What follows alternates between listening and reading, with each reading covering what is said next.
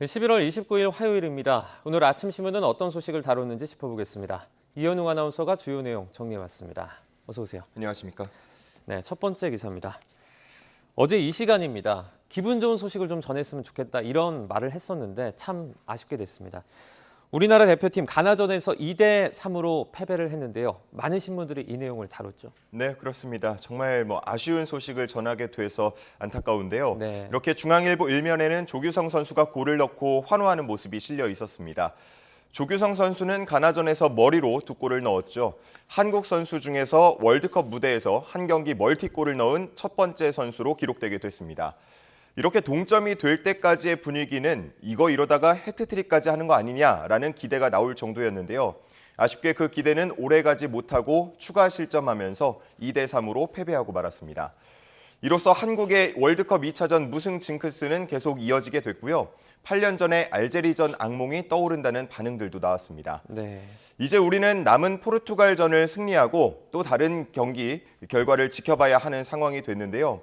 조별리그 3차전부터는 담합 방지를 위해서 같은 조의 경기는 동시에 시작하게 됩니다.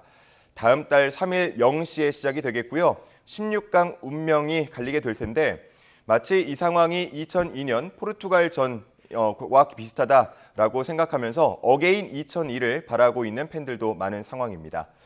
조금 전에 끝난 경기에서 포르투갈이 우루과이를 이기면서 16강 진출을 확정지었고요. 이제 마지막 경기에 운명이 달려 있습니다. 3차전에서 만약 가나가 우루과이를 꺾는다면 우리는 포르투갈을 잡더라도 떨어지게 됩니다. 자력 진출은 불가능한 상황이지만 우리가 포르투갈을 이기고 가나와 우루과이가 비긴다면 가나와 또 우루과이가 이긴다면 우루과이와 골득실과 다득점 등을 따져서 16강 진출을 가리게 됩니다. 그러니까 다득점하면서 이기는 게 중요하다고 할 수 있겠는데요. 포르투갈전 끝까지 응원해 보겠습니다. 네, 다음 기사로 월드컵 소식 이어가겠습니다. 지금 끝까지 경우의 수를 따져봐야 하는 상황들이 됐는데요. 사실 이런 조는 좀 많이 있습니다. 죽음의 조로 꼽히던 2조도 이와 비슷한 상황이죠. 네, 그렇습니다. 2조에는 스페인과 독일, 일본, 코스타리카가 속해 있습니다.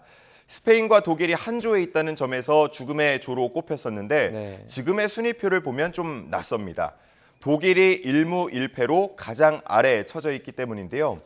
이제 한 경기만 남겨둔 상황에서 네 팀은 모두 다 16강 진출 가능성이 살아있는데 스페인과 일본, 코스타리카는 마지막 경기기에서 이기기만 하면 자력으로 16강 진출이 가능합니다. 반면 독일은 우선 이기고 남은 경기를 두고 봐야 하는 상황인데요. 자, 이 경기 결과도 한번 지켜보시면 좋을 것 같습니다. 네. 그리고 캐나다의 알폰소 데이비스라는 선수를 집중 조명한 기사도 옆에 함께 실려 있었습니다. 지난 크로아티아전 때 경기 시작 67초 만에 골을 넣은 선수인데요. 이 골은 캐나다의 월드컵 역사상 첫 골로 기록이 됐습니다.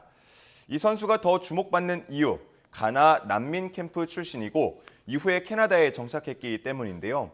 이 알폰소 데이비스는 월드컵을 앞두고 난민 캠프 출신 아이가 이런 꿈을 이룰지 아무도 몰랐을 것이다 라면서 월드컵에서 얻은 수익을 모두 기부하겠다고 밝히기도 했습니다. 네. 캐나다는 현재 2패로 16강 진출은 좌절된 상태인데요.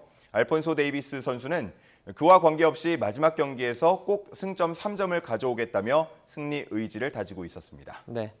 이제 다음 기사로 중국 시위 관련 소식도 좀 살펴보겠습니다.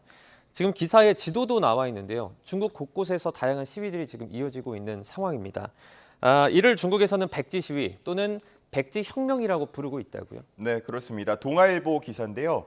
처음에는 코로나19 봉쇄 조치에 반발하는 반봉쇄 시위로 시작이 됐지만 네. 이제는 반시진핑, 반공산당 시위로 커지고 있다고 했습니다.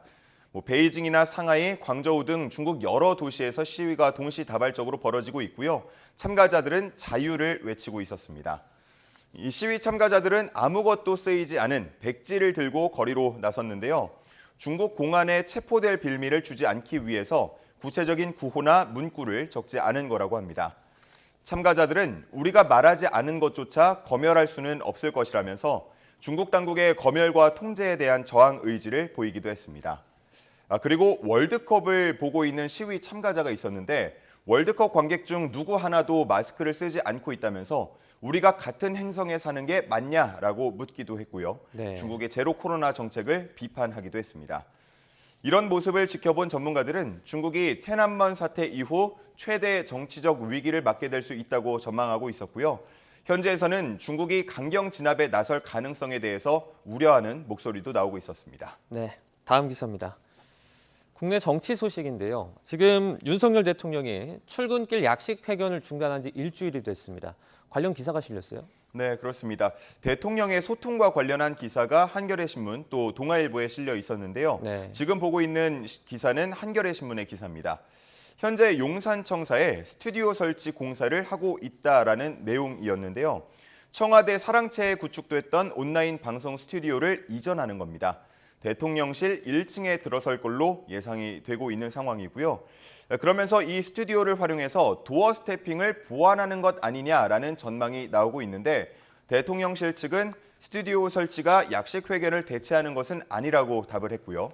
윤석열 대통령이 이 시설을 활용해서 국민과 실시간 대화에 나설 가능성이 있냐는 질문에도 아직 검토된 바는 없다고 답했습니다.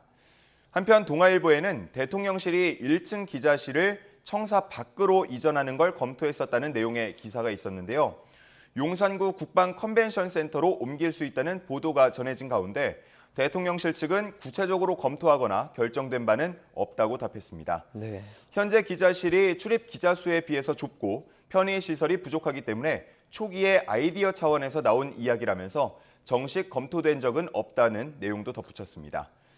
도어 스태핑이 중단되면서 이렇게 대통령의 소통과 관련한 관심이 커지고 있는 상황입니다. 네, 마지막 기사 보겠습니다.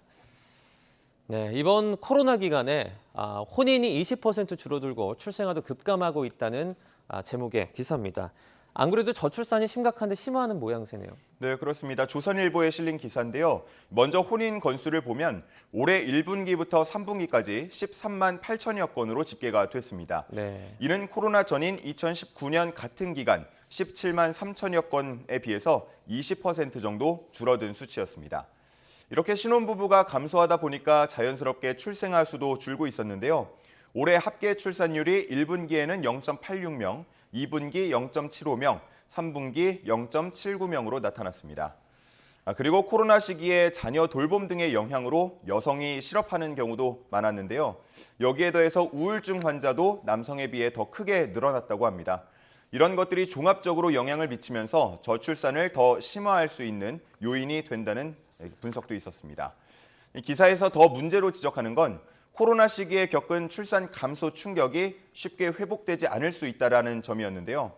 첫째 출산을 미룬 경우에는 늦게라도 낳을 가능성이 있지만 둘째나 셋째를 낳으려고 계획했던 부부는 때를 놓치면서 이제는 낳지 않겠다는 방향으로 바꿀 가능성이 있다는 전문가 의견 함께 소개돼 있었습니다. 네, 알겠습니다.